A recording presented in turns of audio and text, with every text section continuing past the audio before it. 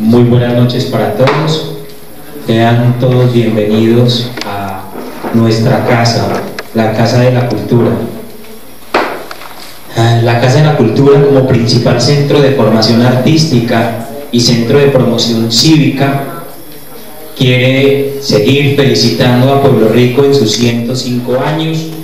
Creemos que el trabajo en equipo es la mejor manera de continuar haciendo historia, podernos encontrar y celebrar juntos, poder contar con el apoyo decidido y firme de una comunidad que busque el bienestar colectivo, donde prime el interés de hacer resaltar un solo nombre, y ese nombre que queremos que resalte todo el tiempo es el nombre de nuestro municipio, Pueblo Rico. Sean todos bienvenidos a esta que le llamamos La Tertulia, un espacio donde queremos conocer gran parte de la historia por parte de tres personajes en esta primera versión de La Tertulia. Nos acompaña el señor Nelson Vallejo, historiador del municipio, el señor Gustavo Espina, también conocedor de gran parte de la historia de nuestro municipio, y tenemos también el placer de contar con la presencia de la señora Amalia Acevedo, también conocedora de gran parte de nuestra historia. Entonces, bueno, sean todos bienvenidos. Yo los dejo en compañía de mi amigo Javier, quien va a estar al frente de este evento, y sean todos bienvenidos. Hola, buenas noches. Primero, muchísimas gracias. Queremos agradecerles por la asistencia. ¿Por qué estoy yo acá? No queremos separarnos del objetivo que es la tertulia, porque una tertulia viene un poquitico de historia. La tertulia viene desde lo que eran los españoles, y nosotros recogimos toda esa partecita. No digo nosotros como Casa de la Cultura, sino nosotros como los colonizados. Bueno, uno de los objetivos que tiene la tertulia no vamos a analizar, sino es a recordar ese pasado, y para eso están ellos. A ustedes como contertulios, y a ellos este evento que es una tertulia, a ustedes se les llama contertulios porque hacen parte de nuestra tertulia. La idea es que de un momento a otro todos comencemos a preguntar, y yo voy a estar acá por si ustedes en algún momento se sienten tímidos. Comencemos a hacer un juego más ping-pong entre nosotros y ellos. Bueno, entonces creo que demos paso y vamos a comenzar con doña Amalia. Entonces, Mora, venga para acá, que acá tenemos el puestecito. Este puesto no lo tenemos en calendario.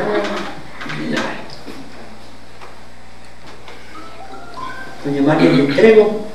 Yo soy el entrego, por favor. Sí. Primero que todo, muy buenas noches. Buenas noches. Bueno, me siento muy honrada de esta invitación, que nunca la esperaba, pero las cosas se van dando. Esta tarde me llegó la invitación y yo acudí a ella para hablar de los tiempos, pues más que todo lo que yo recuerdo, porque ya yo tengo mis años. Entonces voy a empezar contándoles de mi familia. Mi familia es natural de Entre Ríos. Aquí en Pueblo Rico emigraron de Entre Ríos primero la familia Chavarría. Se establecieron aquí en Pueblo Rico en varios destinos, arrieros. Bueno, ahí se fueron organizando, hubieron profesoras,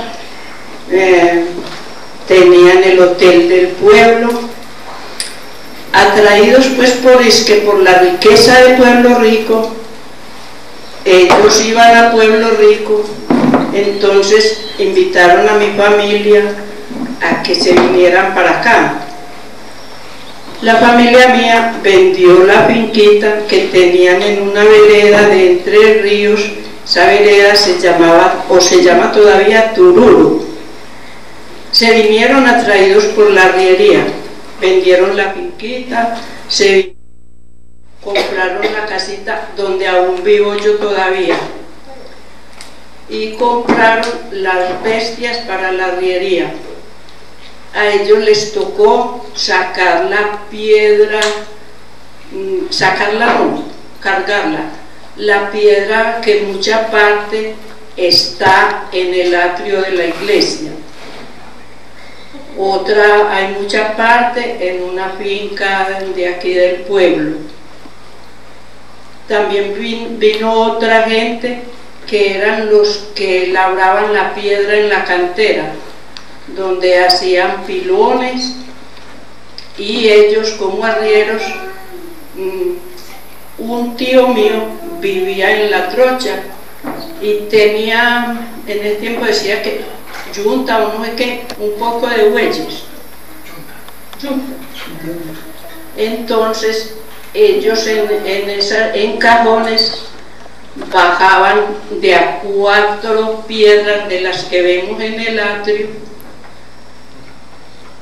y ya después empezaron a sacar la piedra de la que hay parte en el templo. La parte de adelante también fue sacada de la cantera, con la intención los sacerdotes de hacer todo el templo en piedra, pero estudiaron que no les daban 2 canteras que habían para hacer todo el templo en piedra. Entonces ya el templo compró unos tejares y ya empezaron a construir en adobe macizo, hecho en la Berrío. Allá era donde fabricaban ya el adobe macizo, y se hacían convites. Toda la gente iban y traían el adobe, y así sucesivamente se fue levantando el templo. Mi familia vino, y toda, completa. Algunos se regresaron porque no les gustó como la vida aquí, pero la mayor parte pues prácticamente terminaron su vida aquí en Pueblo Rico. Ellos eran los arrieros es decir, no solamente del templo, del municipio, también eran los arrieros en compañía con los Echavarrías, Miguel Echavarría, ¿quién más, Gustavo? Guillermo Echavarría. Y Guillermo Echavarría. Después ya definitivamente se radicaron entonces aquí. Yo no soy de Entre Ríos. Mi mamá se casó aquí con un negrito muy querido, muy a disgusto de su familia, porque su familia era muy blanca y muy zarca. Entonces ya nació la negra María.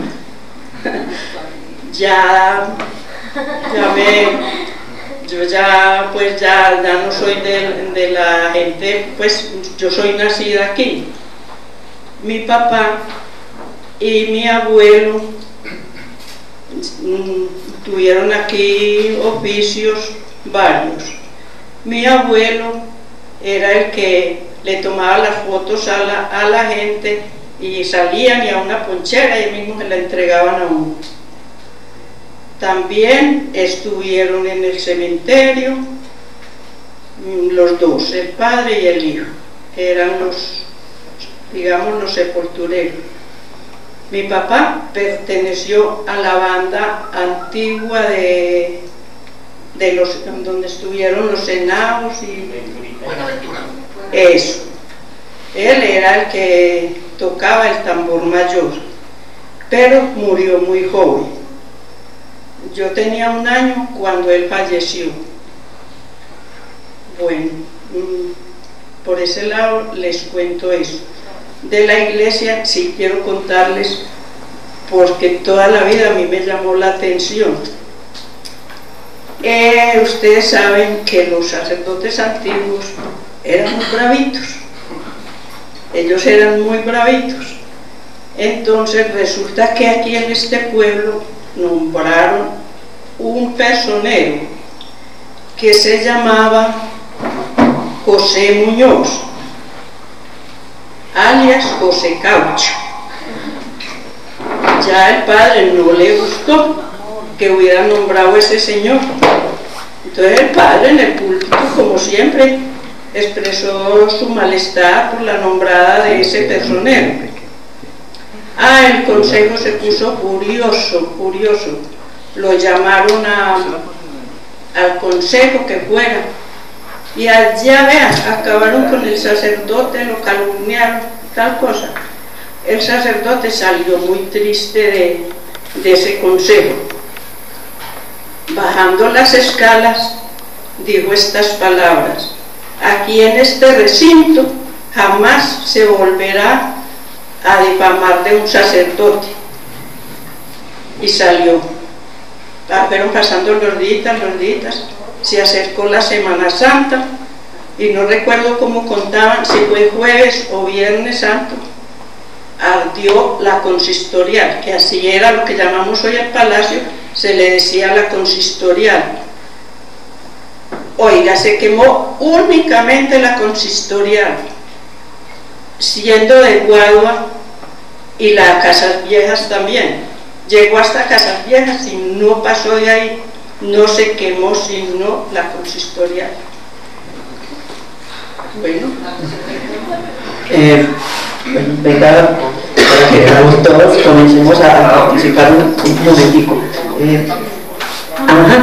Resulta de que algún día que estaba yo con ustedes en el centro de vida, alguien me contaba también acerca de lo que es la iglesia. Esto acá se llamaba la manga de los perros, ¿era cierto? Bueno, entonces ella me contaba alguna vez que a las muchachas que quedaban encinta y que no eran casadas, ellas tenían que entrar por este lado a bautizar los niños, y entonces que una X, digámoslo, pelada, quedó encinta y fue mellizos.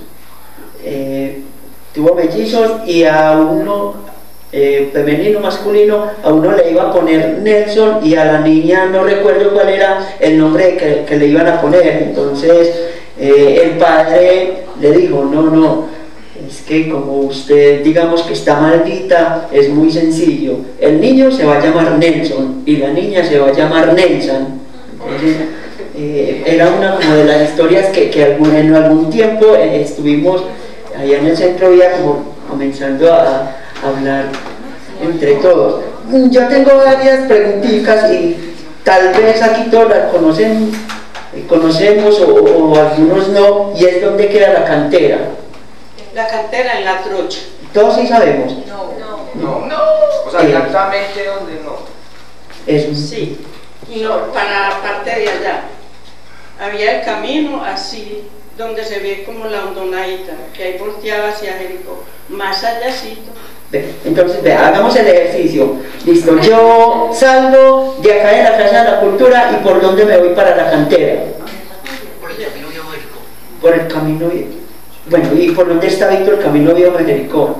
Aquí por lo que Sí, venga. La Trocha. Qué pena. O sea, voy a hacer el ejercicio así, es como para que lo hagamos un poquitico ameno y si alguien quiere preguntar, por favor, levanta la mano. Está abierto el micrófono para quienes quieran hacer preguntas.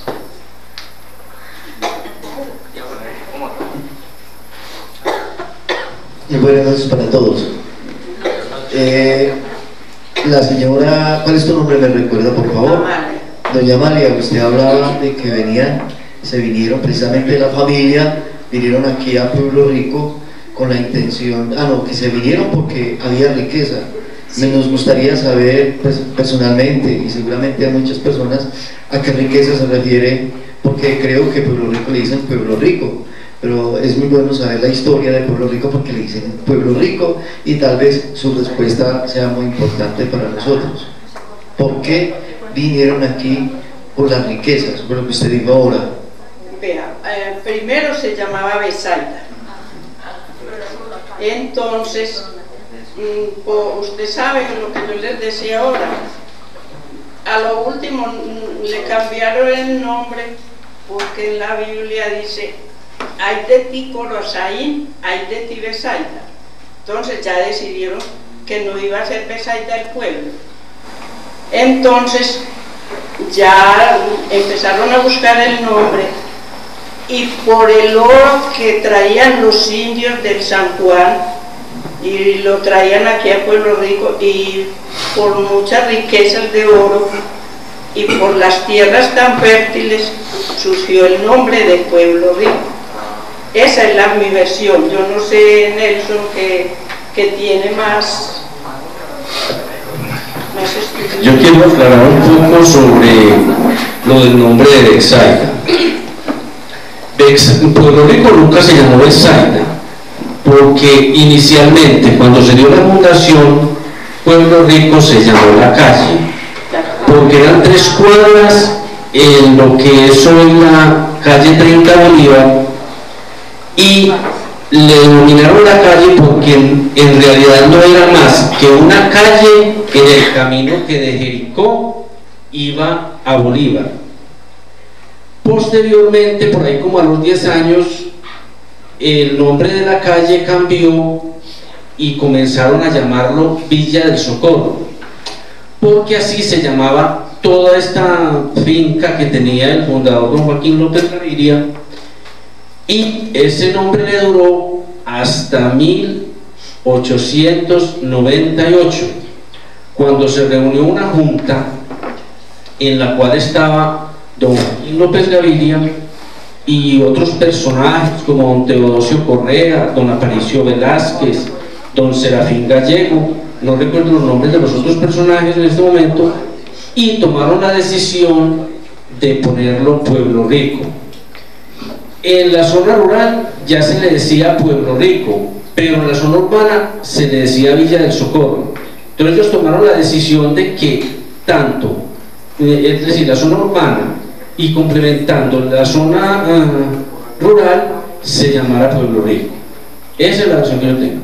El nombre de Betsaida se da en 1907, cuando se crea la parroquia, y la parroquia se fue creada con el nombre de Betsaida.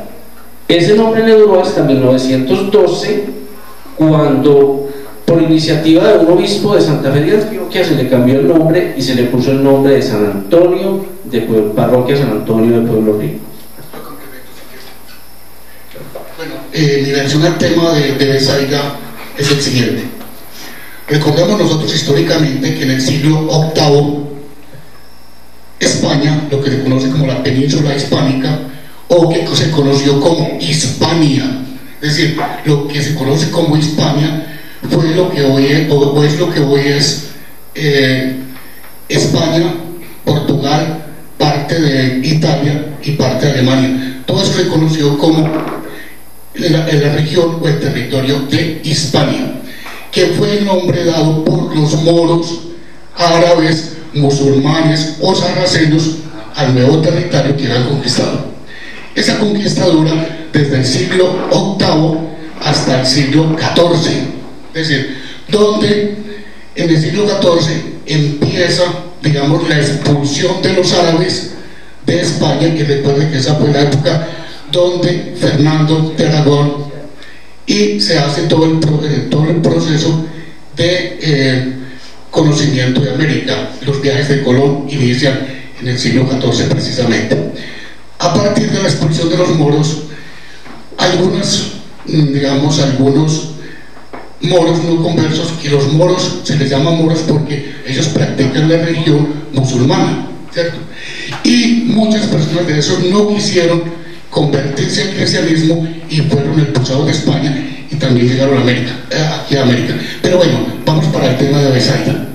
Resulta que lo que hoy se conoce como Mar de Galilea o Lago de Tiberíades, en esa región fue donde tuvo la vida Jesús de Nazaret. ¿Recuerdan ustedes el incidente de Jesús con la barca cuando los apóstoles dicen, bueno, Jesús, aquí nos vamos a ahogar, la tormenta, etcétera, etcétera? Cuando Jesús va de paso y el ciego de Bartimeo le dice, y empezó a gritar Bartimeo fuertemente diciendo, maestro, maestro, y la gente le quédese callado, hombre. Y el maestro dijo, ¿quién habla? Es un ciego, no le pare bolas. Y Jesús fue y le dijo, ¿qué quiere? Y le dijo Bartimeo, quiero ver. Y el maestro hizo saliva con tierra, lo untó en los ojos y le dijo, ve a la piscina de Betsaida. Eso está bíblicamente.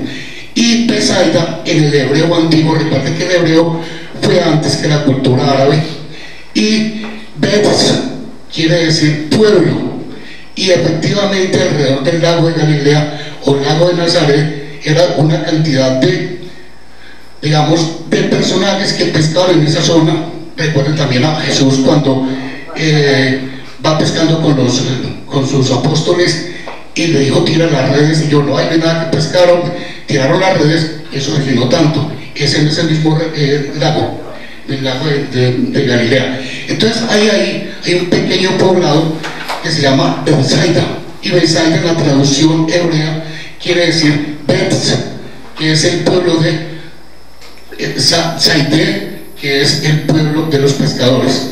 Y recuerdo que también tiene mucha influencia, digamos, de la tradición musulmana.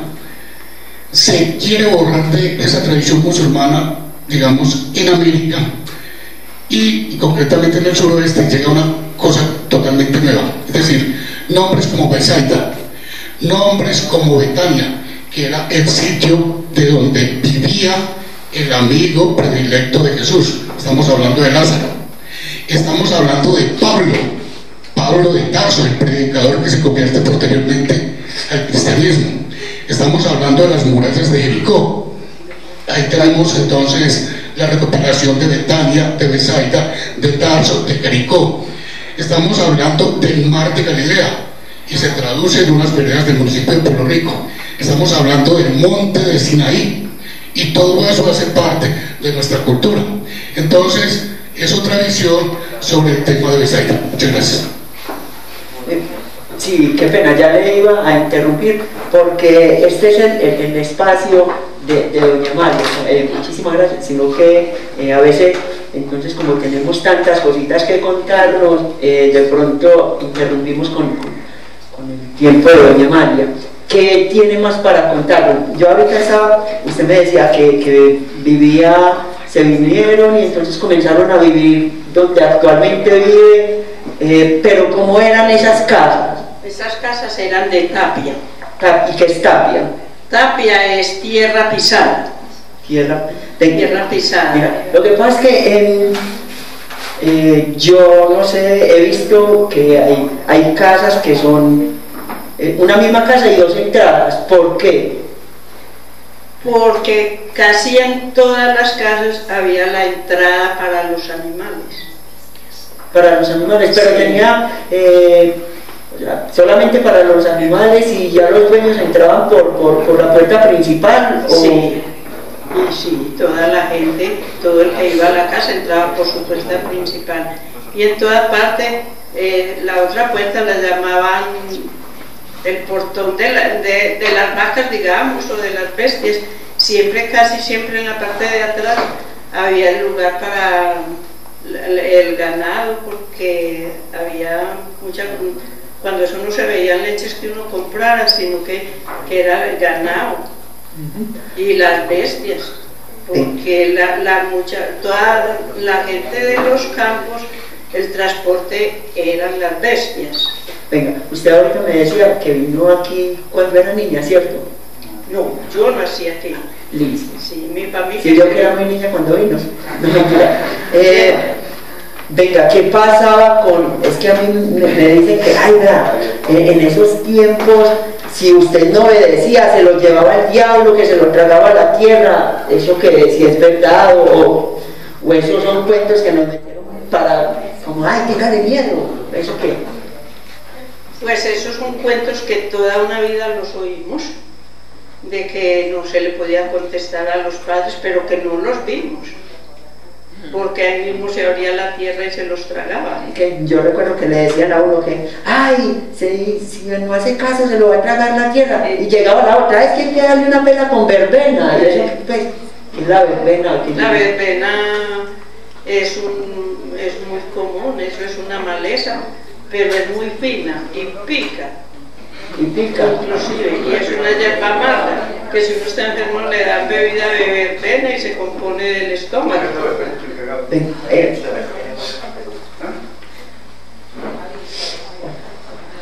Muy buenas noches para todos. Doña María, yo le hago una pregunta.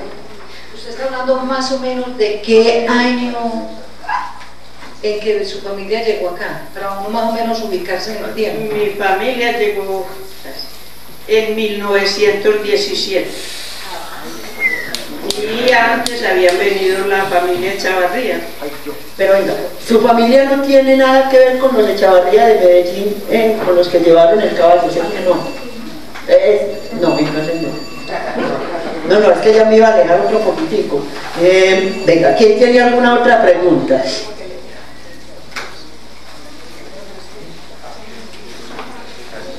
Nadie.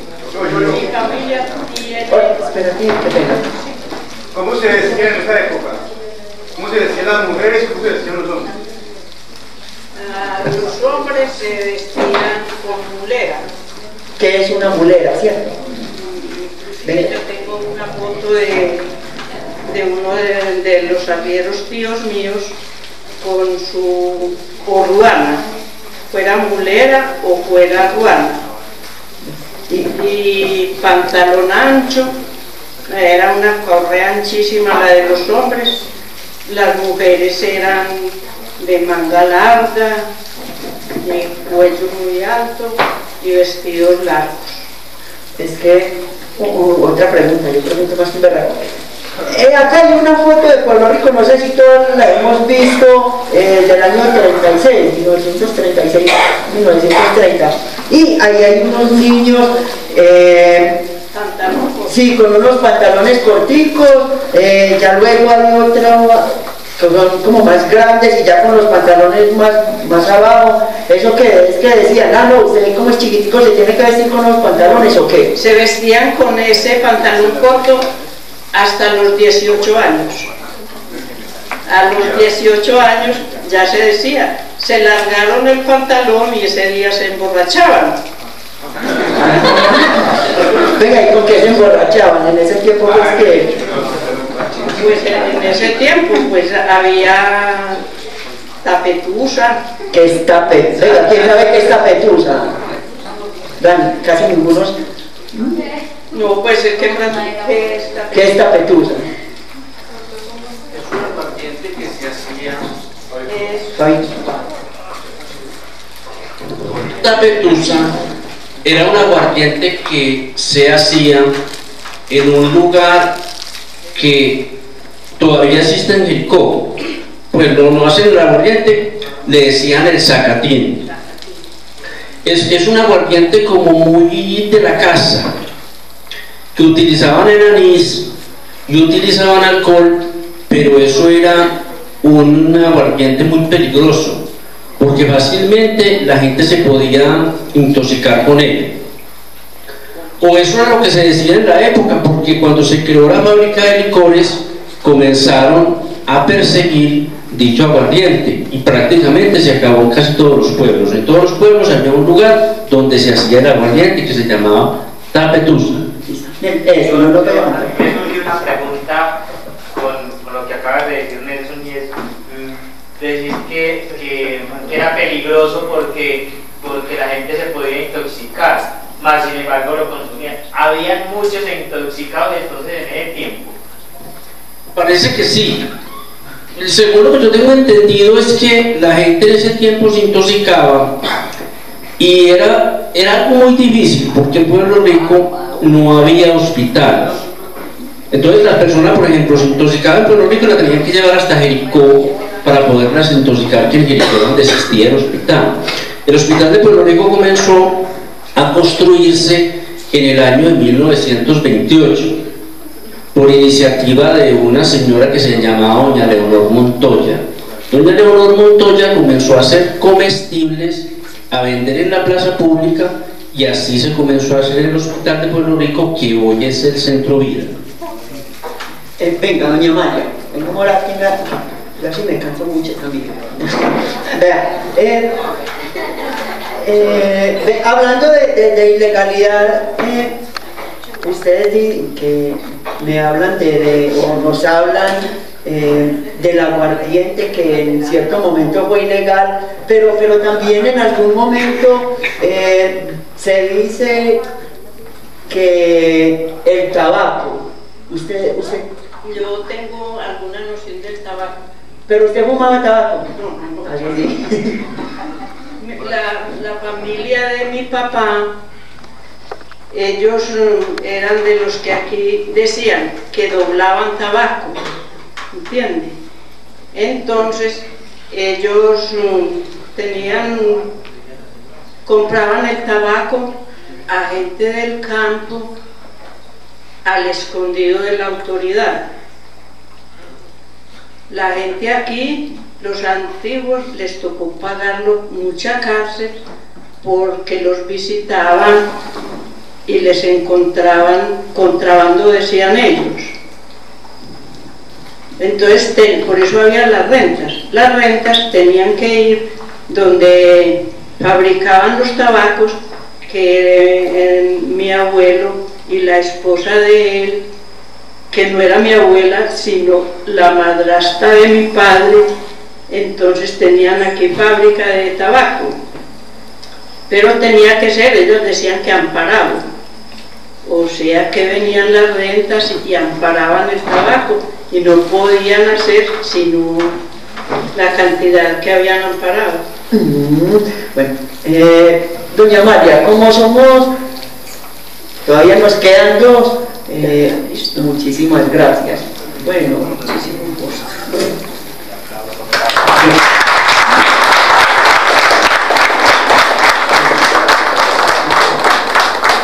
Pero y ahora sí nos toca, él se llama, para que no los conocen, Gustavo Espina. Yo hace varios años lo conozco. Es una persona, me parece que es muy interesante, pero le vamos a pedir el favor de que seamos muy concretos, entonces, por cuestiones de tiempo. Listo, entonces bienvenido, mano. A Gustavo, él nos va a hablar un poquitico lo que es el tema del conflicto. Muy buenas noches para todos. Bueno, el conflicto en el municipio de Pueblo Rico necesariamente está ligado al tema político y al tema de la iglesia. ¿Y cómo es eso? Muy fácil. Y también tiene que ver hay otro tipo de conflicto que tiene que ver con unos procesos culturales de minería, de vaquería, de extracción de metales en esta zona del departamento y el norte de Caldas y parte del Chocó. Bueno, vámonos entonces con la parte política, por llamarlo de alguna manera. Digamos que todo lo que se habla en América Latina y en muchos países de Europa somos el producto de la Revolución Francesa, que de alguna manera puso la base de tres elementos muy importantes para la sociedad. Se hablaba en ese momento de la igualdad, de la solidaridad y de la fraternidad. Esos elementos, digamos que fueron los que pusieron la base, entre comillas, de una nueva sociedad, tanto en Europa, una sociedad desigualitaria. Veníamos de un modelo feudal y se empezaba a hablar de una nueva forma de vida donde la gente tuviera más posibilidades y mayores posibilidades de vida y de ganancia y no tuvieran que depender absolutamente de nadie. En Colombia, Francisco de Paula Santander empieza todo ese proceso de concientización de las masas en Colombia y por eso se le consideró el hombre de las leyes, ¿cierto? Y Francisco de Paula Santander empieza todo ese proceso de traducir unos documentos que posteriormente se llamaron los derechos del hombre. recuerdan eso en el colegio, ¿cierto? Pero a su vez también tenía que surgir como la otra contraparte. Y es como también a nivel nacional se van dando unos procesos internos, de luchas internas, de vivencias internas y de partidos políticos, y van surgiendo, digamos, unas tendencias de luchas entre unos y otros. Concretamente, en el año 1848 habrá quien defienda los derechos, digamos, de los más necesitados y de los más oprimidos. Y en 1848, un hombre que tiene mucho que ver con la historia del suroeste antioqueño, se llama Mariano Ospina Rodríguez, aunque nace en Cundinamarca, participa en una pelea interna en contra del general Bolívar y viene del oriente antioqueño, se establece en Medellín y tiene mucho que ver con toda esta zona del suroeste y con el proceso de colonización. En el año 1849 surge otra propuesta también, como es la fundación del Partido Liberal. Y desde ese momento empieza la pugna entre partidos e ideologías políticas en Colombia. Simultáneamente se van dando una cantidad de circunstancias para hablar de una constitución política en Colombia, que posteriormente, en el año 1855, se dan los primeros visos, pero eso no llega a ningún acuerdo, porque definitivamente en el año, la Constitución del 86 proclama, digamos, un horizonte definitivo en la búsqueda de unos principios que todos los ciudadanos colombianos deben cumplir. Ahí empieza el tema del conflicto. Y en el año 1887 se firma un convenio con la Santa Sede. Interviene entonces, digamos que interviene la parte política y se mete en el tema la parte religiosa. El concordato es un acuerdo entre el Estado colombiano y la Santa Sede para establecer en ese tiempo unos vínculos de colaboración donde la enseñanza de la religión católica sea obligatoria, donde la Iglesia está mandada a vigilar y a controlar los maestros, donde está permitido venir los grupos eclesiásticos, las monjas y curas a fundar grupos donde no se les cobren impuestos, etcétera, etcétera. Y ya vemos que en el año de 1898 estalla, digamos, lo que se conoció como la Guerra de los 1000 días, que es un problema netamente político, liberales, conservadores, y de por medio está la Iglesia. Seguimos avanzando y recordamos nosotros que en el año, incluso unos personajes que tienen mucho que ver con la historia de Pueblo Rico, y les recomiendo para los muchachos jóvenes un hombre que casi que tiene que ver con ser presidente de Colombia y tiene que ver con sus orígenes puertorriqueños. Un hombre que fue presidente de Colombia entre 1910 y 1914.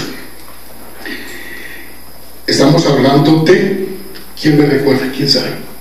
Y tiene mucho que ver con nuestros aspectos puertorriqueños.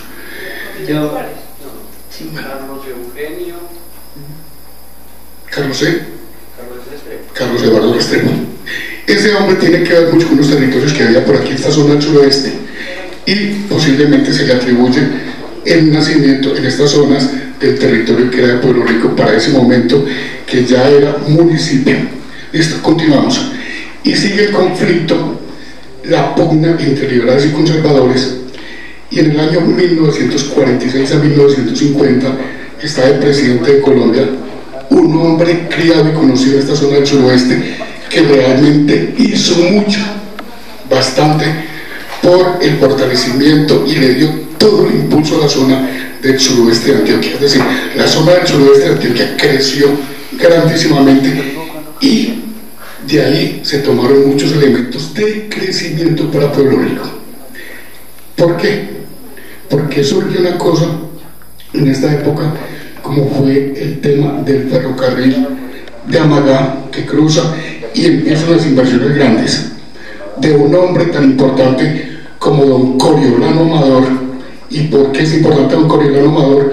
Porque era dueño de las minas del Zancudo en Titiribí, y un hombre que fue posteriormente de Pueblo Rico, concejal de Pueblo Rico, don Teodosio Correa, aprendió el arte de los negocios de pueblo en pueblo y vino posteriormente a Pueblo Rico. Entonces miramos cómo el progreso, la política van cogidos de la mano. Y se funda una cosa bien interesante en Amagá, que fue la ferrería Amagá. En Colombia solamente había dos ferrerías, la ferrería Samacá en Boyacá y la ferrería Amagá. La ferrería Amagá era de la misma familia Ospina, que eran dueños de Venecia y Fredonia simultáneamente, donde se empieza el cultivo de café a manera industrial. Otro elemento, la construcción del ferrocarril entre Bolombolo y La Pintada, 1929.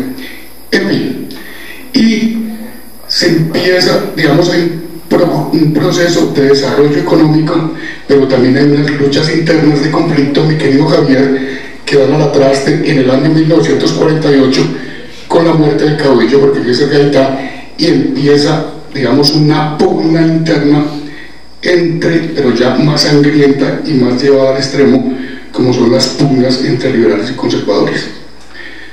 ¿Por qué traemos este tema?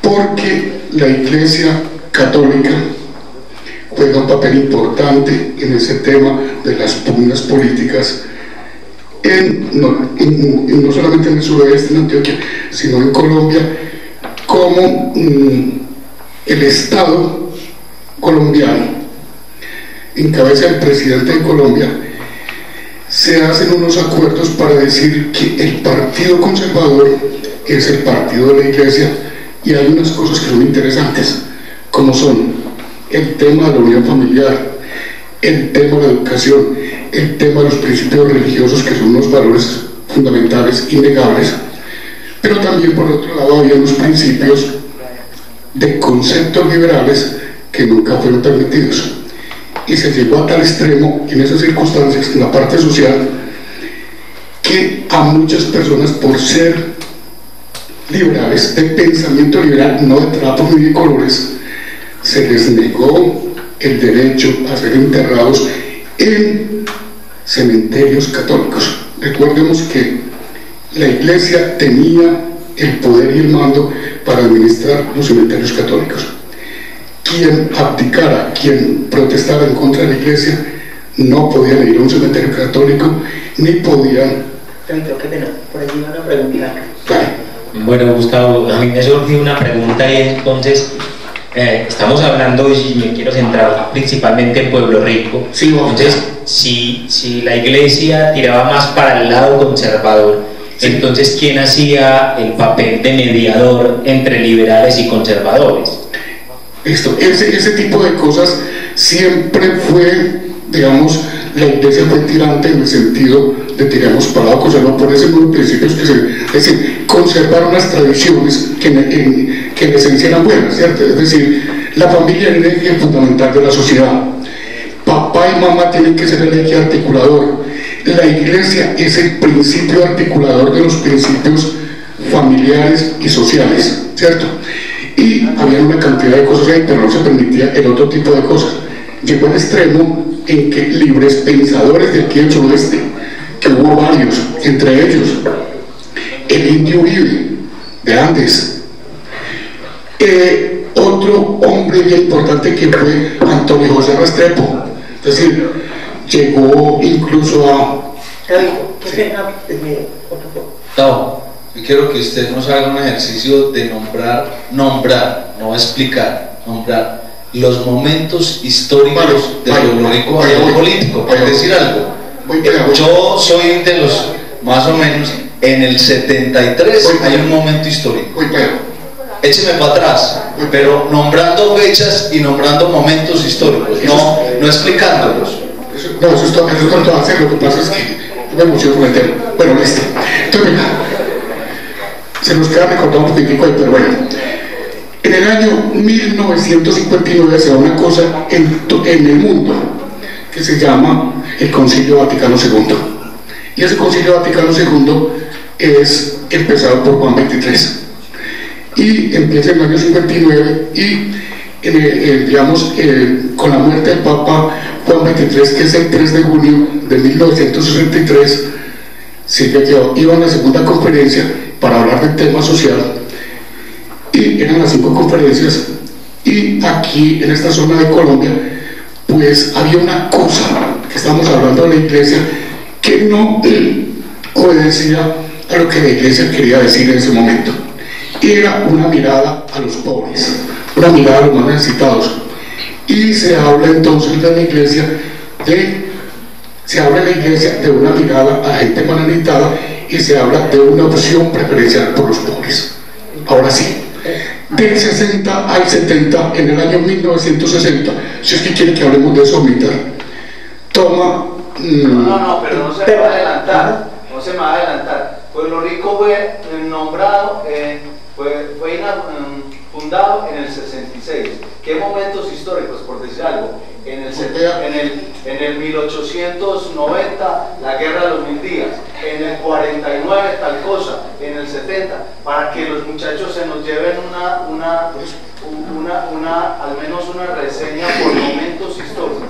Sí, Caito, o sea un poquitico como más explícito, porque usted se apasiona mucho y no estoy diciendo que es malo o sea bueno, pero como estamos hablando un poquitico más local, entonces tal vez es eso lo que creo que todos queremos.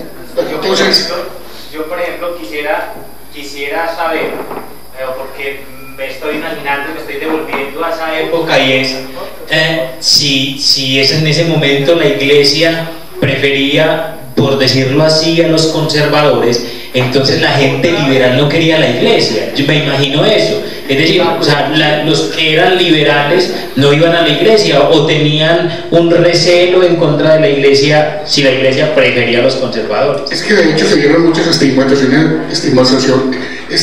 en ese sentido.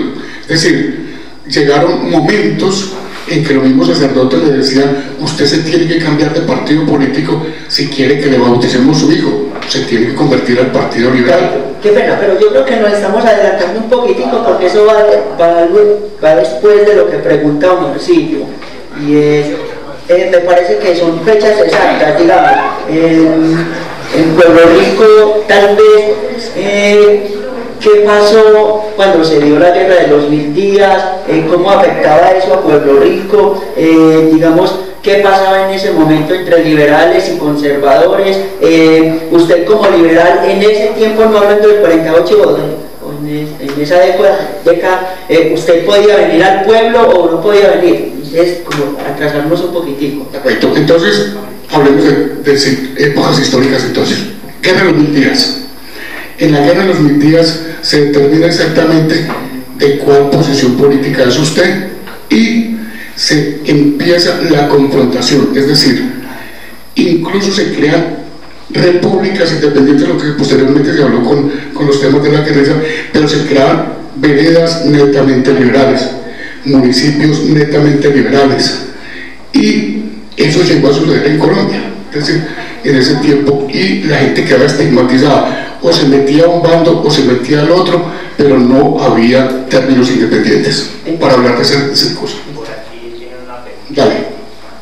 No, lo que ocurre es que yo siempre he visto que en Pueblo Rico hay un bache como de 100 años, porque es que la historia, pues los libros que se han leído de Pueblo Rico, y siempre empiezan a finales de 1800, y por ejemplo mis abuelos vinieron a Pueblo Rico a principios de 1920-22, y ellos a mí, mis tías que están sobre los 100 años, ellas me cuentan a mí una cantidad de historias de Pueblo Rico entre ese 1820 y finales de 1800 que aquí nadie las cuenta. Mira, y con fotografías, entonces digo, ¿dónde está esa historia? Mira, ¿Por qué pasa con esa historia? Qué pena, nosotros le interrumpimos un momentico, y vamos a hablar desde la Casa de la Cultura. Digamos que es un primer encuentro o un primer espacio. Bueno, la idea de la Casa de la Cultura es que no solamente sea hoy porque es el cumpleaños de Pueblo Rico, la idea es que lo hagamos, no sé si con temporalidad de 2 meses estábamos hablando, porque la verdad no hemos cuadrado bien, e inclusive es comenzar a invitar a personas que tengan negocios a que vengan y se vinculen con nosotros. ¿De qué forma? Listo, nosotros los vamos a apoyar a ustedes, es con el tinto para todos, es algo así. No, y yo entiendo precisamente la preocupación de la amiga, es decir, una tertulia sería para un tema específicamente, ¿cierto? Y debatir sobre el tema. Yo entiendo perfectamente, porque es que el tiempo es demasiado corto, sí. Entonces, claro, es muy complicado pues, la cosa. Espérate, para que no, que complemento lo que dice Javier rapidito para que continuemos, y es precisamente queremos dejarlos antojados. Nosotros quisimos hacer este ejercicio para que la gente se empiece a inquietar. Entonces, como este espacio van a haber muchos en la Casa de la Cultura y quizás en otros espacios del municipio que podamos abordar y invitar personas como usted, doña Consuelo, o su nombre es doña Consuelo, ¿cierto? Para que venga y nos cuente precisamente esos relatos que le cuentan a usted sus tías y otras personas. Pero este es el primer ejercicio que queremos hacer, y precisamente por eso quisimos abordar 3 temas diferentes para que la gente se inquiete. Inclusive, Fabito, también podríamos hacer en algún momento el ejercicio con los muchachos, porque todos tenemos abuelos y son microhistorias, de esas historias que tal vez no las sabe Nelson, no las sabe Gustavo, pero yo creo que nos estamos alejando del tema un poquitico. Gustavo, venga, ¿alguna vez todo ese conflicto, digamos, lo nombrémoslo así, político, armado, no sé cómo definirlo así, y alguna vez alguien me decía que, vea, ¿cómo le parece que en Pueblo Rico alguien se vestía de rojo? ¿Quién era ese señor? El señor que pitos tocaba, pues. Claro, es decir, esas fueron las consecuencias de unos traumas que les tocó vivir a una personas en carne propia, producto de la violencia política, de las garroteras, de las macheteras en las veredas, de cuántas personas en el camino de California a Sinaí murieron porque gritaba viva el Partido Conservador, el otro le gritaba más abajo viva el Partido Liberal. Uno decía, usted es un hijo de tantas, no, el hijo de tantas es usted, y se agarraban la pelilla, y cuántos muertos hubieron por eso. Pero es decir, es un tema que vale la pena como tocarlo como más despacio, pero simplemente para hablar, ya para terminar, en estos momentos históricos de 60-70 y la recordación de Monseñor Augusto Trujillo Arango como obispo en Jericó, el experimento social que es dado por 3 sacerdotes aquí en el municipio de Pueblo Rico, que son Ignacio Betancourt, ¿cierto?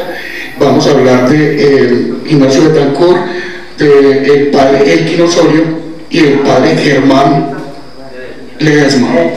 Ellos empiezan un experimento social en Pueblo Rico, una cosa que nunca se había hecho, es decir, muy parecido a lo que se había vivido en Europa muchos años atrás, y se da todo un movimiento social. Qué pena que lo interrumpo. Venga, de los muchachos, ¿alguien sabe de qué es lo que nos está hablando Gustavo? Para contextualizar, Tabito, ¿en qué vereda se estaba dando ese proceso del que Tabo habla? Entonces, Tabito, para que lo hagamos un poquitico, esto se dio en tal vereda, porque es que como lo estamos poniendo tan general, entonces tal vez nos están quedando cosas en el aire. Sí, lo que pasa es que el tema es larguito, pero bueno, de todas maneras surge pues toda una cantidad de educación popular, por llamarlo de alguna manera, en diferentes veredas del municipio, que son asambleas permanentes con estos sacerdotes, y de eso surge la reflexión en varios temas sociales. 1, el tema de la tierra. 2, la importancia de defender el sudor de la gente. 3, la importancia del trabajo organizado. 4, la tierra para el que lo trabaja. Bueno, una cantidad de elementos que se dieron fundamentalmente en la vereda California, en Mulatos, y la finca comunitaria de La Gómez pues es un ejemplo de ello, y lo que se dio posteriormente en la finca comunitaria de La Arboleda, que concluyó pues con una cantidad de familias que vivían comunitariamente pues según el modelo propuesto desde el Concilio Vaticano II, de los documentos de Puebla y los documentos de Medellín. Pero venga, no sé si yo tal vez estoy entiendo, pero es para que a los muchachos o a todos los que vemos acá nos quede la cosa clara. A ver, estamos hablando es de una separación, digamos, ideológica entre lo que es, digámoslo, el estado de la iglesia y mi pensamiento como persona, y yo siendo un sacerdote, ¿o cómo era eso? Claro, recuerde que en Colombia, digamos, cuando se dan todos estos movimientos sociales que se llamó, muchachos anoten, el movimiento Golconda, y el movimiento Golconda fue una serie de, digamos, sacerdotes católicos que hicieron tan profundamente la opción preferencial por los pobres, que concluyó incluso que muchos sacerdotes tomaron las armas. Caso Camilo Torres, el caso el padre Domingo Laín, el cura Pérez, que terminaron pues en las guerrillas nuestras. Podemos hablar un poquitico de Ignacio Betancourt, que es como más local. Ignacio Betancourt es un hombre que viene, él nace en el municipio de Salgar, estudia pues aquí en el seminario de Jericó, se hace sacerdote, y digamos que es la persona que se apropia de manera decidida de este proyecto de la teología de la liberación y del sentir con el pueblo. Es decir, a muchos nos tocó vivir pues de cerca todo ese proceso de estar con la gente.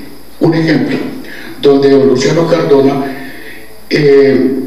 no había donde jugar, el fútbol era una cosa incipiente, ver a una persona en pantaloneta era una cosa rarísima, y empezamos a jugar fútbol en la vereda Mulatos, y don Luciano Cardona dijo que no permitía que en ese sitio se jugara fútbol. A los 8 días sembró caña en la cancha, y luego el padre Ignacio llamó a toda la gente de Santa Bárbara, California, La Gómez, Sinaí, Sevilla, Mulatos, el Barcino, y hubo ese día más de 500 personas arrancando la caña y volviendo a empatar el terreno para que la gente siguiera jugando.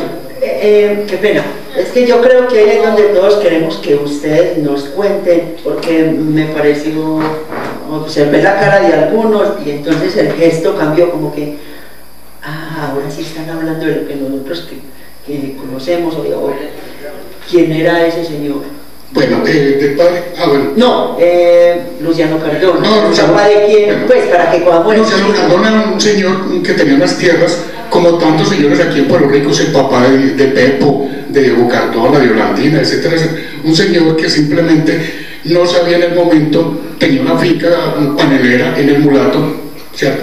Pero alrededor de él estaban una gran cantidad de personas que tenían fincas grandes, como era la Marina, como era la Caja de Oro, don Eduardo Betancourt, el Pital, don William Vallejo, etcétera, etcétera, que en ese momento, digamos, la teología de la liberación fue una amenaza grande para, digamos, los hacendados, que tampoco se llaman hacendados, digamos, las personas que tenían una finca, y que el movimiento social pretendía que se pagaran unos salarios justos a las personas que trabajan en esa finca. Esa fue uno de los mayores logros de todo este movimiento social. Qué pena, ¿alguien tiene alguna pregunta? Lo que pasa es que ya llevamos media hora contado y esto como que va corriendo. ¿Alguien tiene? No. Sí. ¿En qué fecha llegó el primer vehículo a Pueblo Rico? ¿Por qué lado llegó? ¿Cuándo se construyó la primera carretera? ¿Cuándo llegó la energía? ¿Cuándo se construyó el colegio? Sí, venga, lo que pasa es que esa partecita me parece que la vamos a tocar es con Nelson. Sí, porque con David estamos hablando un poquitico de lo que es ese conflicto social, ese conflicto sí, de todas maneras, el espacio queda abierto para otra oportunidad porque hay muchísimas cosas que hablar. Muchísimas gracias, Gustavo.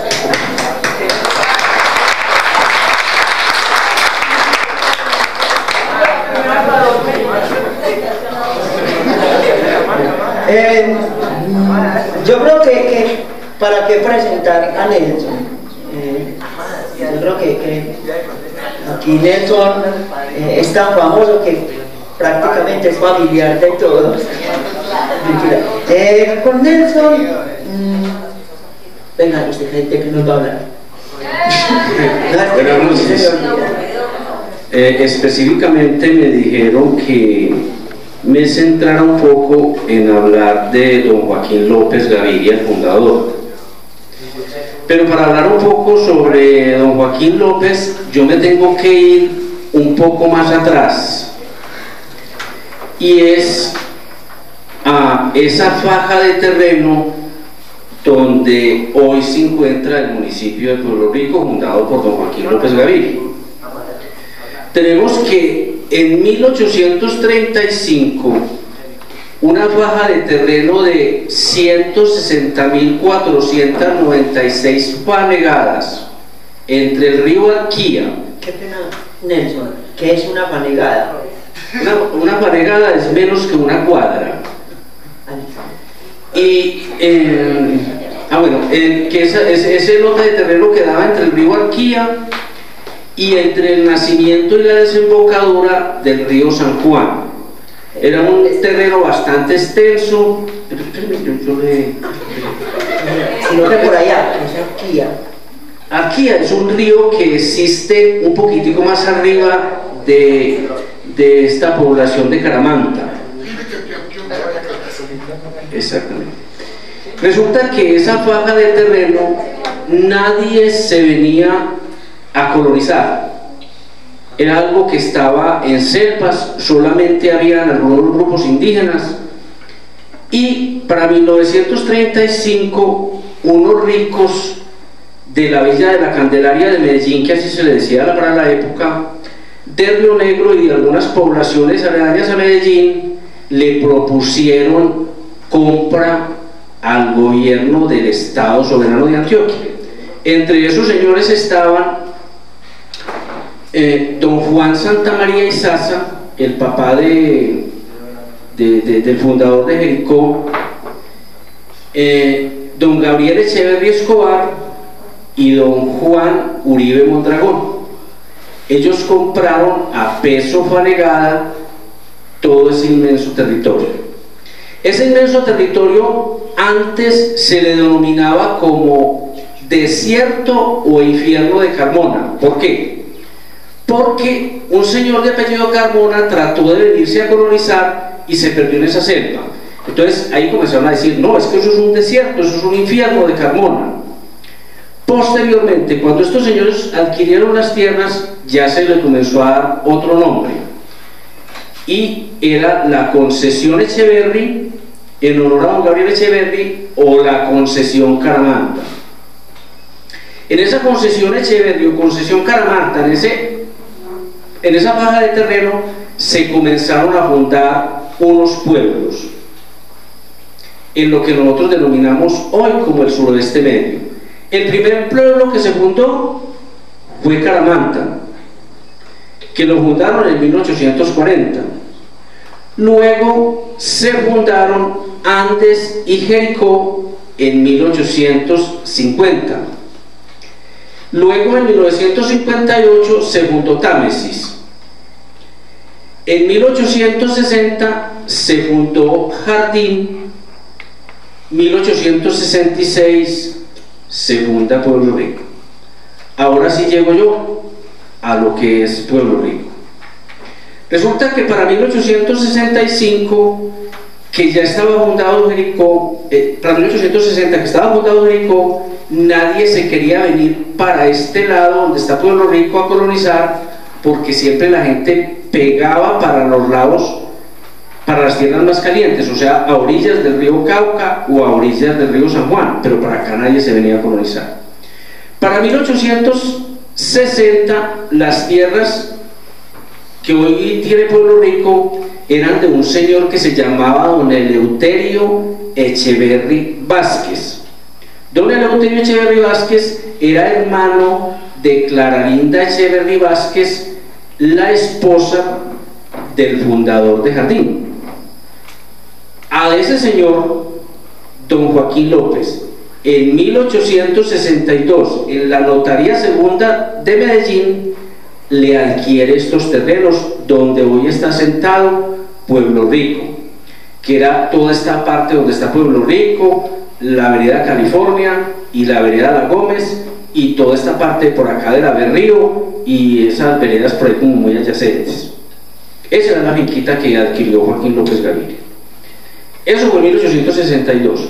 Resulta que Joaquín López Gaviria también tenía unos terrenos en un pueblo que para la época se llamaba Arrayanal, que hoy se llama Mistrató, en el departamento de Risaralda. Entonces él pasaba por aquí por Pueblo Rico, le daba vuelta a sus terrenos acá y se iba a Mistrató. En una de esas pasadas de él, en 1865, lo venían persiguiendo en una de las guerras civiles que había empezado en 1860.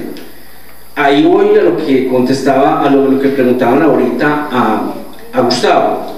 En Colombia, en el siglo XIX, hubieron muchas guerras civiles. Entre esas, las guerras civiles eran guerras internas en el país, y no debemos de olvidar que Antioquia fue una nación independiente, el Estado soberano de Antioquia, para esa época, el Estado soberano de Antioquia. En 1860 Antioquia era un Estado soberano, el Estado soberano de Antioquia. Resulta que en 1860 comienza una guerra civil entre liberales y conservadores. Resulta que don Joaquín López era liberal y comenzaron a perseguirlo los conservadores. Él para esa época vivía en Girardota, entonces se vino huyendo de allá a refugiarse en su finca acá a Pueblo Rico, y hasta por acá vinieron a perseguirlo.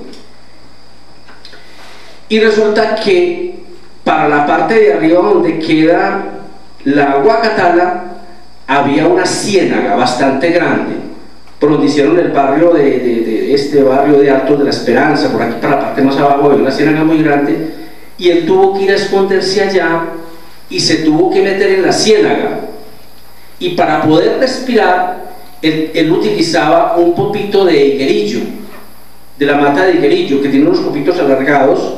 Él utilizaba ese popito para poder respirar, y fue de la única manera que él se pudo salvar de la persecución de los conservadores.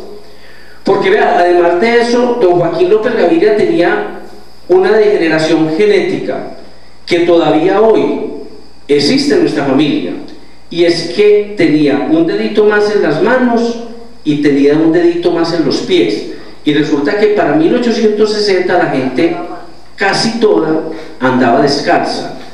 Entonces a él lo descubrían muy fácil, porque cuando pasaba por un pantano veían que tenía un dedito más. Qué pena, ¿usted por qué habla que de nuestra?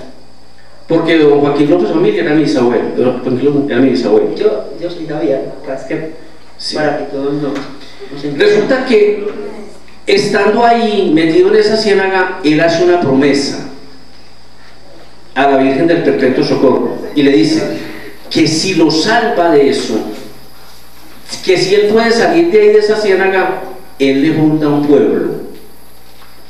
Y es así como él se salvó de esa, y el 3 de octubre de 1866 funda a Pueblo Rico, que como les decía antes, no se llamó Pueblo Rico, sino que se llamó La Calle, luego se llamó Villa del Socorro, y luego se le dieron el nombre de Pueblo Rico en 1898. La vida de don Joaquín fue muy importante en esos inicios de la población. Primero porque el 3 de octubre él diagramó lo que es la plaza y dio el terreno para la primera capilla. La primera capilla se comenzó a construir en 1868, pero no era que es decir, que el fundador iba a decir, no, vaya a construir una capilla. No, porque él tenía que solicitar permiso a la diócesis de Antioquia, que la diócesis de Antioquia prácticamente tenía un territorio muy grande, era todo lo que hoy es el Quindío, Risaralda y Caldas, y lo que es casi toda Antioquia. Entonces solicitó un permiso allá y solamente para 1868 le concede el permiso para construir esa primera capilla. Para hacer esa primera capilla, él trajo un señor de Medellín, de la Villa de la Candelaria de Medellín, que se llamaba don Cesareo Díaz. Y ese fue el que construyó esa primera capilla en Pueblo Rico en 1868. Era una capilla que era con piso en tierra, era de bareque y era con techo en paja. Esa capillita duró hasta 1898. Ahorita les digo más o menos cómo empezó la segunda capilla. Posteriormente, en 1871, don Joaquín había venido soltero acá a Pueblo Rico. Se conoce con una dama que se llamaba Gavina Gallego, que era hija de uno de los primeros colonizadores que llegaron en 1860, don Anacleto Gallego, y contrae matrimonio en Jericó. Ese mismo año, en Pueblo Rico, surge una enfermedad que se le denominaba viruela negra o tifus negro, y comenzó a diezmar la población. Y teníamos un territorio bastante grande. El territorio de nosotros bajaba hasta abajo lo que es hoy Peñaliza. Entonces se murió una persona, por ejemplo, en Peñaliza, y tenían que traerla hasta Jericó. Y cuando bajaban de Jericó ya había 2 o 3 muertos más. Entonces él solicita permiso a la diócesis de Antioquia para construir un cementerio. La diócesis de Antioquia solamente por ahí como a los 3 años le concedió el permiso para construir el cementerio, que el primer cementerio quedaba donde hoy es la casa de Bernardo Raigosa. Hay un poquitico más hacia abajo, donde están haciendo como una explanada ahí, pero no sé para qué. Es decir, por ahí era el primer cementerio. Resulta que ese primer cementerio que se construyó ahí en 1890, que era de la parroquia Nuestra Señora de las Mercedes de Jericó, pasa al municipio mediante una ley. Se lo quitan a la parroquia y pasa al municipio por una ley. Luego, después de la Guerra de los 1000 días, ese cementerio vuelve otra vez a ser de la parroquia de Jericó, y cuando se funda la parroquia en 1907 en Pueblo Rico, ya pasa a ser de la parroquia de Pueblo Rico. Pero vamos un poco más atrás y miremos que todos esos acontecimientos le tocaron a don Joaquín López. En 1892 llegaron 3 personajes que le cambiaron la vida total a ese pequeño pobladito, porque no éramos siquiera un corregimiento de Jericó, éramos una fracción, un pobladito de Jericó, casi que una vereda. Qué pena, hagamos un ejercicio. Entonces la primera calle era la calle 30 Bolívar. La calle 30 Bolívar. Entonces, Pueblo Rico era solamente el parque y esa calle. No, era esa calle porque simplemente estaba diagramado el parque, pero el parque no lo habían hecho, el parque era una manga. ¿Y por qué por ahí?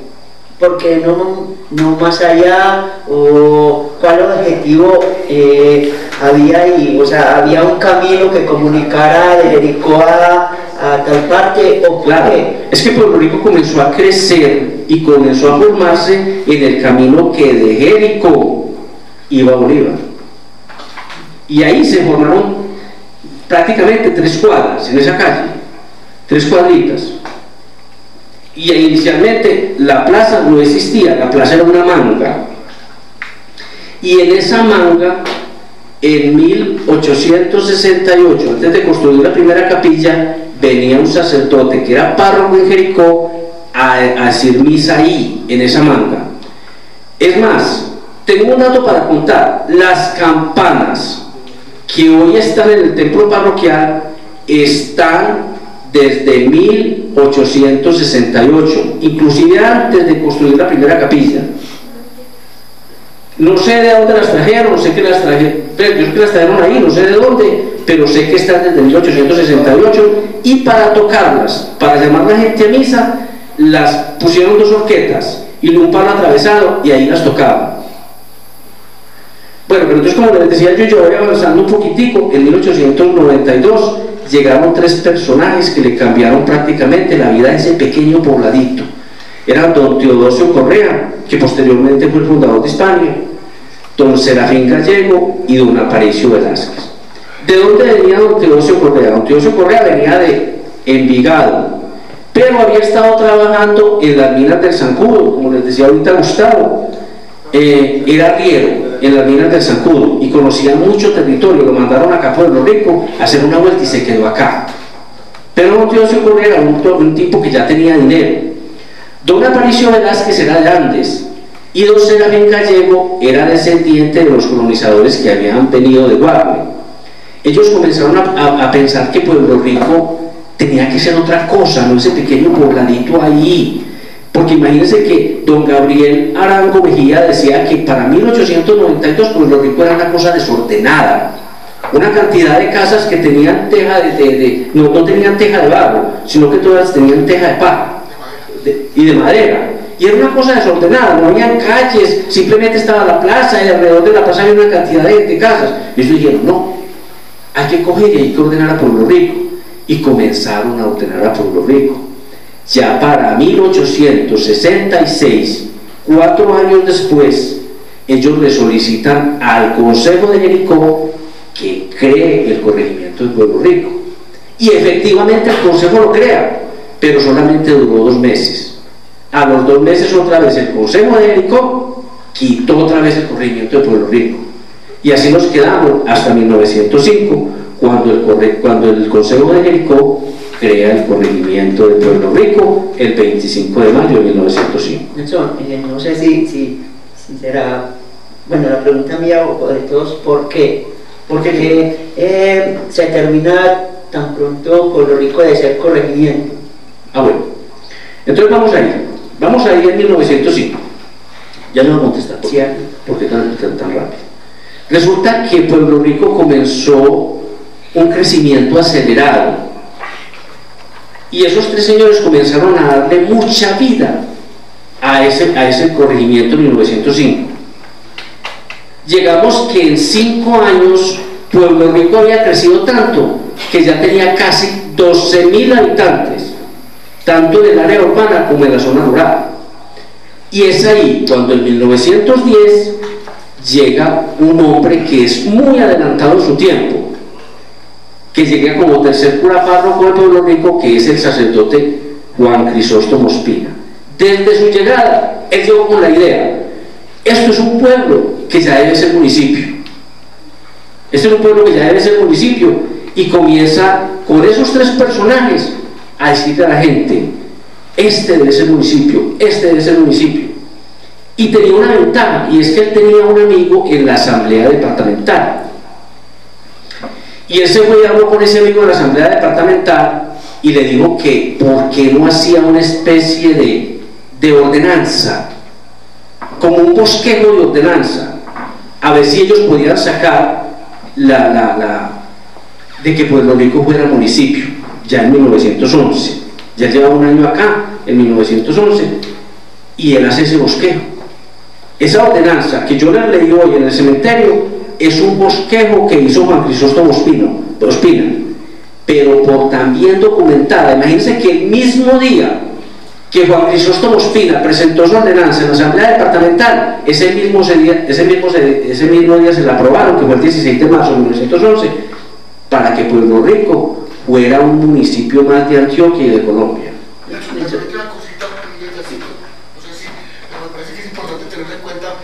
Estamos hablando de 1910, por ahí no se va, y recordemos que en el año de 1906 a 1910 es presidente de Colombia Rafael Reyes. Y Rafael Reyes impuso una cosa muy interesante, que era la descentralización en Antioquia, ¿cierto?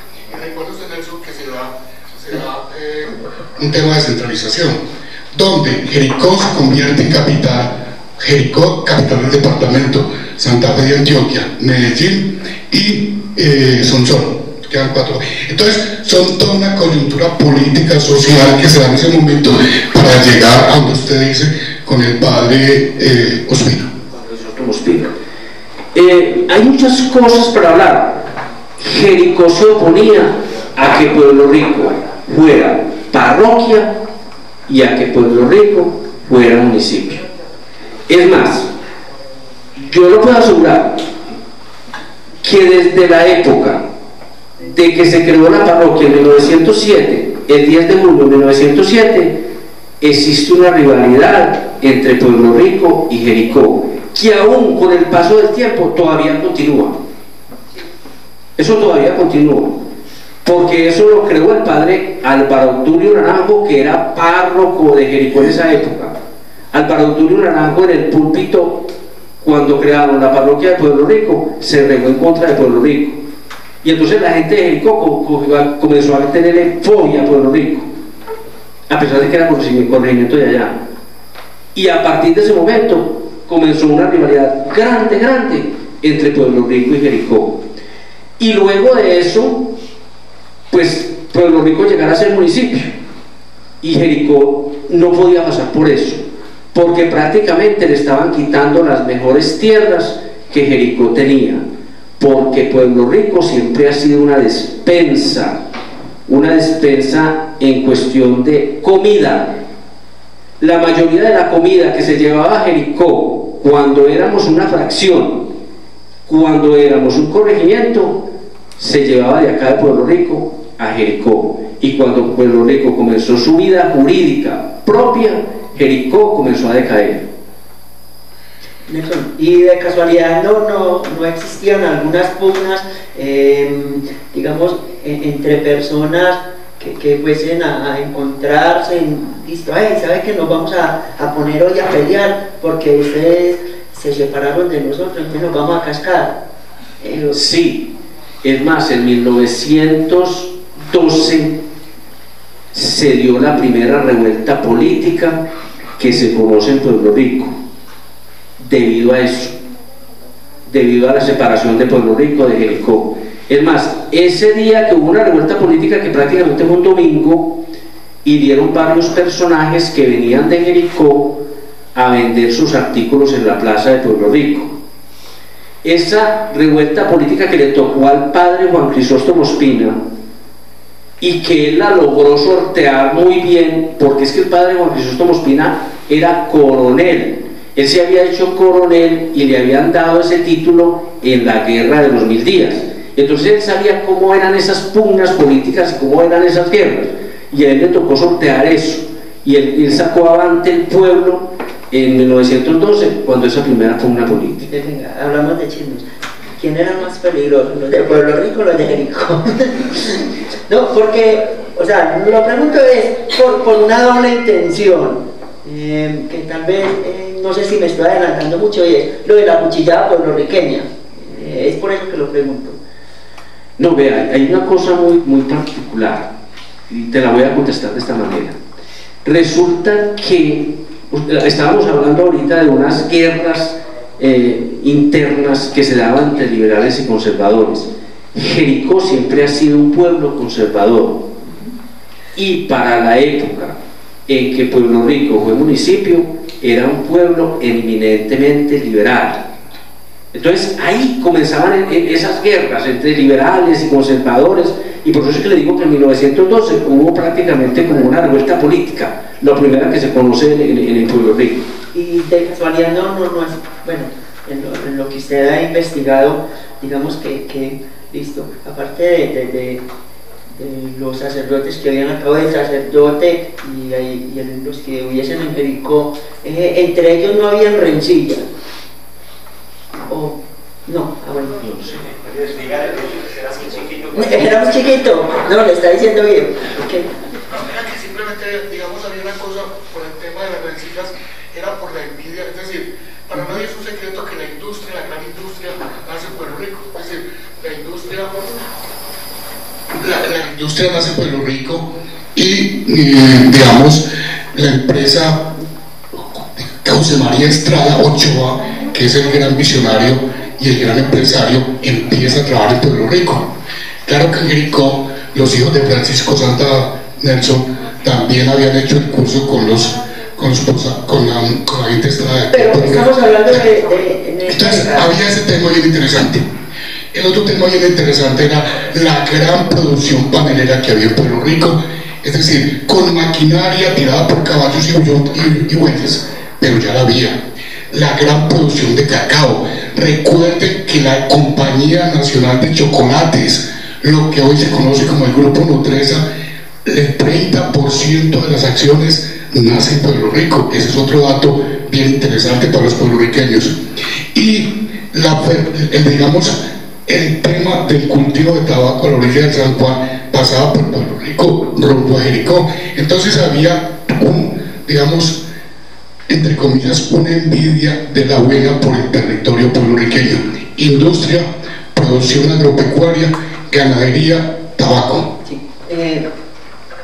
Este tema emociona mucho, y tal vez hasta nos estamos alejando de lo que de quien usted nos iba a hablar, porque ya comenzamos con la industria y entonces yo creo que también por eso tiene que haber otro encuentro. Qué pena, seguimos.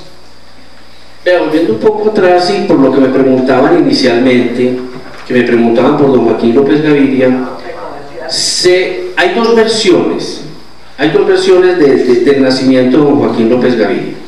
Una dice que él nació en una vereda que se llama La Mosca, entre Guarne y Río Negro. Otra versión dice que él nació en Girardota, porque el padre de él tenía algunas haciendas y fincas en Girardota. Él era hijo de don Jesús María López de Rivera, un español, y de una señora que se llamaba María Gaviria, que era oriunda de Santa Fe de Antioquia. Como les decía yo ahorita, en 1871 él contrae matrimonio acá en Pueblo Rico con la señora Gavina Gallego, y de ese matrimonio nacieron 15 hijos. ¿Cuántos no había televisores? 8 mujeres y 7 hombres. Pero eso tiene un contexto distinto. No es que no hubiera televisores, sino que para la época que se daba la colonización del suroeste y la gran colonización antioqueña, las familias tenían que ser muy numerosas, y de ahí que casi todas las familias de esa época eran hijos de 20, de 15, de 25, incluso la historia nos habla de una pareja que tuvo 30 hijos en el municipio de Tales. Eso tenía que ser, pues, no, muchachos, pero si tiene lógica, porque unos terrenos tan grandes, ¿quién los va a trabajar? Sino que, digámoslo, folclóricamente se dice así, es que no tenían televisor. Sí, Nelson, yo tengo una pregunta, y es, aparte de usted, ¿qué más personas habitan en Pueblo Rico que son familiares de don Joaquín López Gaviria? Esta semana pasada, ahora 15 días, murió una nieta de don Joaquín López Gaviria, que le decíamos cariñosamente Mela, acá en Puente Tierra. Incluso ella no se llama Mela, ella se llamaba María Romelia Zapata López. Ella era nieta, ella era una hija de doña María Romelia, una hija de don Joaquín López. Otros que son familiares de don Joaquín López es don Leobardo López, porque don César López también era nieto de Joaquín López. O sea que los López de acá, la parte de arriba, esta de Puente Tierra, y todavía hay mucha familia aquí de Joaquín López. La familia de Toño Zuleta, pues también es nieto. Y sí, que yo sepa eso. Nelson, venga, devolviéndonos más. Usted decía que hay una degeneración porque hay ciertas particularidades en los dedos. ¿Alguien de la familia las tiene? Es una degeneración que ha pasado, es decir, por generaciones. Yo tengo un sobrino que tiene esa degeneración genética en los pies, no en las manos, sino en los pies. Incluso cuando él nació y cuando estaba pequeño, nos insinuaron que por qué no le cortábamos el dedito, y algunos nos pusimos, y él está ya, pues ya es una persona de 27 años, y él ahí tiene sus deditos en el pie, el dedito más. Preguntas. Yo tengo otra inquietud. En la parte de Sinaí hay un asentamiento africano, de descendencia africana, y tampoco ese asentamiento, no se mienta, ese asentamiento tiene una historia muy bonita, ha sido muy importante en el desarrollo de esta región y tampoco se tiene en cuenta, porque muy pocos historiadores han hablado de ese asentamiento de Sinaí. Solamente sé que don Gabriel Arango Mejía, historiador antioqueño, habla de que el asentamiento que hay hoy, pues que todavía existe en Sinaí, que todavía hay descendencia en Sinaí, eran negros que huyeron del oriente antioqueño, de poblaciones como San José de la Marinilla, de San Nicolás de Río Negro, de esta población donde la señora le dio es decir, de una de esas poblaciones del oriente antioqueño, algunos negros que se escaparon de sus amos se encontraron y pasaron una montaña que hay entre Medellín y Titiribí. Cuando ellos llegaron a Titiribí, ellos no se amañaron en Titiribí y siguieron recorriendo y bajaron a las riberas del río Cauca, donde formaron una cosa que se denomina un palenque, que es una reunión de negros, y ahí comenzaron a crecer. Cuando ya estaban más o menos creciditos en 1850, que ya para 1850 ya se había dado pues mucha de la libertad de los esclavos, ellos se dan cuenta que don Santiago Santa María Bermúdez de Castro había fundado una población que todavía no se llamaba Jericó, sino que para esa época, cuando ellos se dieron cuenta, se llamaba Felicina. Ni siquiera se llamaba Piedras, porque inicialmente se llamó Piedras, pero luego le dieron el nombre de Felicina porque era en honor a José Félix de Restrepo. Ellos subieron hasta Jericó, pero tampoco se amañaron, porque Jericó era muy frío y ellos venían de una región muy caliente, que era la orilla del río Cauca. Entonces, por aquella montaña de allá, por la montaña que nosotros llamamos de Palo Blanco, ellos bajaron utilizando un camino prehispánico que había entre la vereda Morrón y lo que nosotros llamamos el Larcino, y se ubicaron en lo que hoy es Sinaí. Y desde esa fecha ellos están viviendo en Sinaí, desde 1850, 1851. Ni siquiera Pueblo Rico se había fundado, ellos se establecieron ahí. Posteriormente se fundó la vereda de Sevilla, y ya la vereda de Sevilla no era tanto pues como de esta comunidad afro, sino que era de gente un poquitico más blanca, y ellos comenzaron a mezclarse los de la vereda de Sevilla y los de la vereda de Sinaí. Es más, hoy, a pesar de tantos años, muchos de los habitantes de Sinaí todavía aún conservan algunas de esas tradiciones africanas, sobre todo en sus cantos y en la forma de hablar.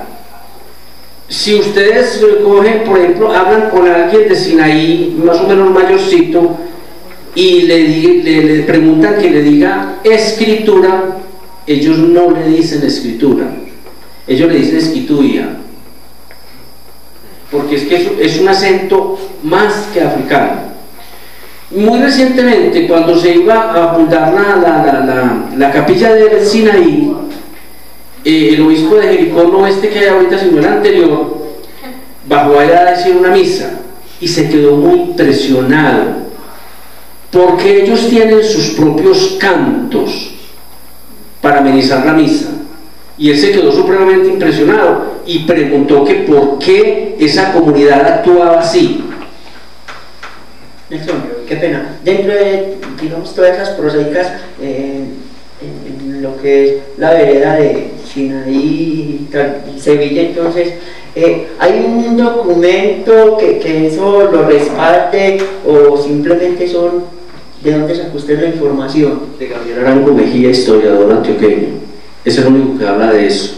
Ningún historiador antioqueño habla más de eso, solamente Gabriel Arango Mejía. Otra de las preguntas es porque acá en algún tiempo, hace varios años, estábamos esculcando leyendo papeles por ahí y nos encontramos que había un escrito donde decía que acá en Pueblo Rico, no recuerdo la fecha, había un señor que conservaba la marca de esclavo. ¿Eso qué?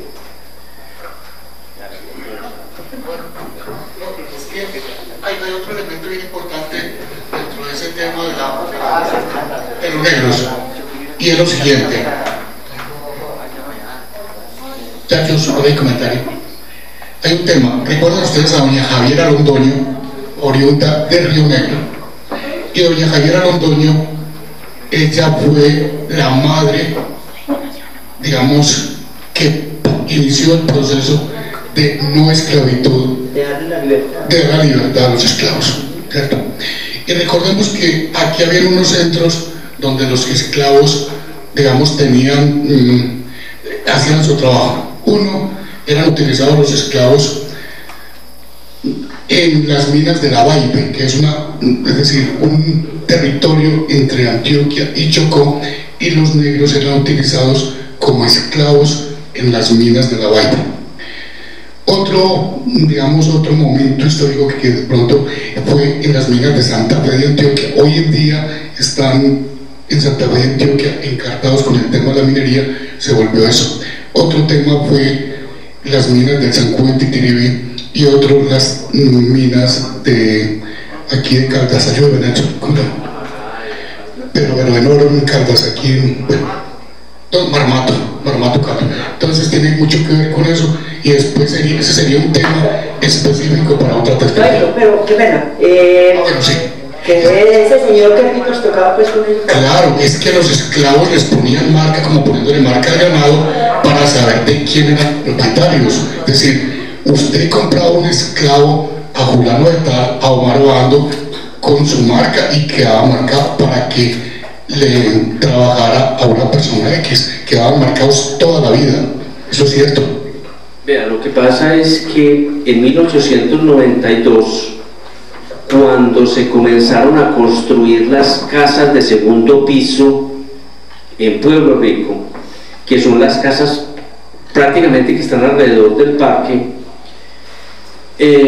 don Teodosio Correa trajo un personaje del municipio de Río Negro, que era mi bisabuelo por parte de padre, se llamaba Manuel Salvador Vallejo, para que le hiciera esas casas.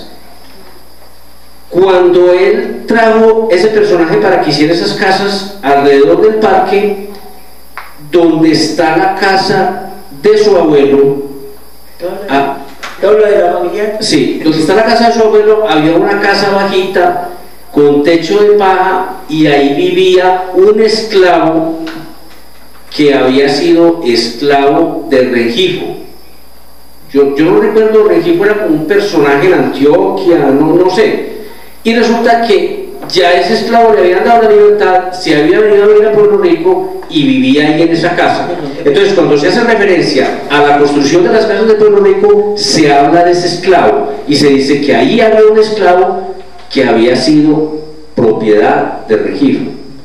Yo creo que es necesario que sepamos en qué año se termina la esclavitud, la abolición de la esclavitud. No, es que con el tema de doña Gabriela. Sí, o sea, lo de doña Gabriela, esa parte, pero en qué año en sí, como para que todos como que estemos en el contexto exacto. Es que precisamente lo que dice Nelson es cierto, es decir, no hay una fecha exacta porque se abole la esclavitud y los esclavos quedan volando, ¿cierto? Entonces cualquiera más avispado a nombre de las armas de la escopeta los coge nuevamente y los pone a trabajar en contra de su voluntad en cualquier actividad de tipo económico, en la minería, en la agricultura. Lo que se ha dicho es que en 1810 se abolió la esclavitud cuando se dio el grito de independencia, pero es que miren, hay otra cosa muy particular. El grito de independencia dicen que se dio en 1810, pero todavía seguimos, después de 1810, todavía por allá en 1829, todavía nosotros éramos, dependíamos de España. También hay cosas que ver, y es, las informaciones llegan tarde, puede que también en ese momento en Pueblo Rico tuviesen, digamos que personas de color negro escondidos, algunas personas ricas, o qué se sabe de eso. Que yo sepa, el único esclavo que existía aquí era el que te estaba diciendo ahorita, que había sido esclavo de Quijo. Yo más de no. Y lo que les hablo de Sinaí, yo más de eso no.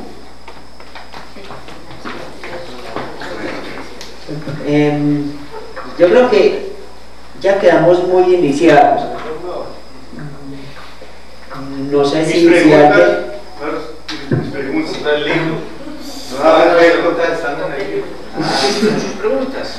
Vean, preguntaste por ejemplo en qué año. Yo no sé la fecha exacta, pero sé que en 1926 se trajo el primer carro a Pueblo Rico y se trajo por el camino de la Trocha desbaratado. Aquí lo volvieron a armar y era un carro que para poderle dar para poder que rodara, le tenían que dar manivela. Y el recorrido que ese carro hacía era de frente de su casa a 4 esquinas. Solamente se les recorría, subía y bajaba. Y sé también que cobraban a centavo la subida y la bajada. No recuerdo en este momento el nombre del señor que trajo el carro.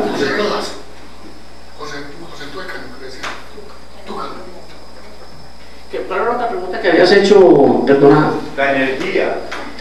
La energía llega a Pueblo Rico en 1918, cuando el municipio contrata con unos señores de Medellín, yo en este momento no recuerdo como la compañía esa, para que hagan una central eléctrica en el río Mulato. Y como comenzaron a hacerlo en 1918 y como en 1920 comenzó a llegar la energía a Pueblo Rico. Era una energía muy deficiente porque solamente le daban un bombillo a cada casa y era un bombillo para adentro y un bombillo para afuera y no se podía tener más nada. Yo recuerdo que uno, por ejemplo, tenía un radio y tenían que ponerle una cosa que se llamaba elevador de energía y al que le cogieran eso le cobraron una multa o lo metían a la cárcel. Yo sí recuerdo mucho eso porque todavía a mí me tocó, porque esta luz de la electrificadora de Antioquia llegó en 1969 y yo ya tenía 9 años, ya me habían traído acá al pueblo. Y yo recuerdo que era una luz, solamente se podían utilizar bombillos de 25 vatios y era como un cucullito. Era muy deficiente la energía de acá, la que venía de la planta. Pero también hay que decir que antes de esa época la planta eléctrica del municipio, ya había muchas fincas, muchos señores que tenían su propio dinamo y producían su propia energía. Sí, yo creo que... ¿Qué otra? Me hiciste 3 preguntas. ¿Qué era la otra? El colegio, la fundación del colegio. Ah, bueno. La fundación del colegio El Salvador para hombres y de los Dolores para mujeres se dio en 1918 por iniciativa de un sacerdote que había acá que se llamaba Manuel Antonio Rincón Ramírez, quien se unió con 2 personajes que habían mandado aquí como profesores, que era don Jorge Obando y no recuerdo en este momento el nombre de la profesora, y entre esos 3 personajes fundaron 2 colegios, uno para hombres que se llamó Colegio El Salvador y uno para mujeres que se llamaba Colegio Los Dolores para damas. A ver, el colegio, hubo muchas partes donde esos colegios funcionaron. Sé que ese Colegio del Salvador de hombres funcionó hasta 1936.